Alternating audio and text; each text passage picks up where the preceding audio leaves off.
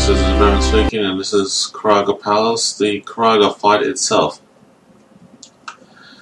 The only thing that you have to know is that if you're behind the boss, you don't want to be part of his flamethrower attack.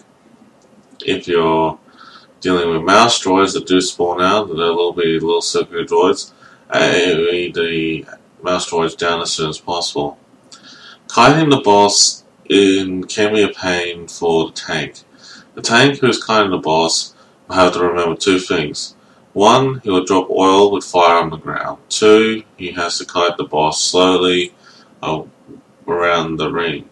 Keep the boss kited around the side of the ring. If you see a vortex on your teammate and you've been sucked in, move away straight away. If you're able to cleanse that ability, feel free to do it. This applies to all hard mode, nightmare, and story mode strats. Pretty much the idea is to zerg the boss as fast as you can. With that being said, the pro droids have to be killed as soon as possible as well. Standing behind the boss can be a good and bad thing for melee DPS, and melee DPS will have a hard time keeping on the boss. So I would recommend for melee DPS to try and keep ahead of the boss and DPS on his front leg if you can. There will be a random point that the boss will stop, will have a little drill moment on the ground and will pop you up from the ground at random times. So don't worry about that, it's part of the mechanic. The one thing that you have to be mindful of in this whole fight is that the boss itself will hit harder in each difficulty.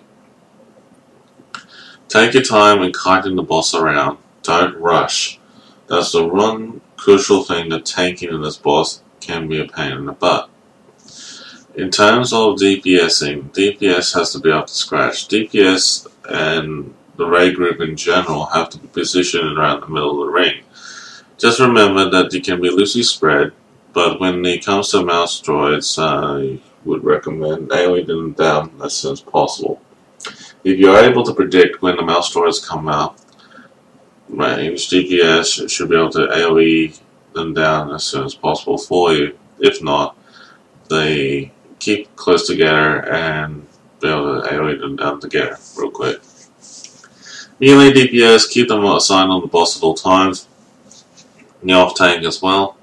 In terms of the range DPS, just keep them attacking the boss, and that's pretty much it.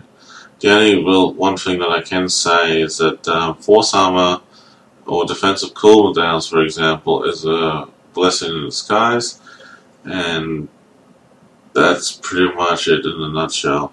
Just remember that the missile barrages will come out randomly throughout this fight, and there's nothing much you can do to avoid them, but just take the hit and deal with it, and that's it.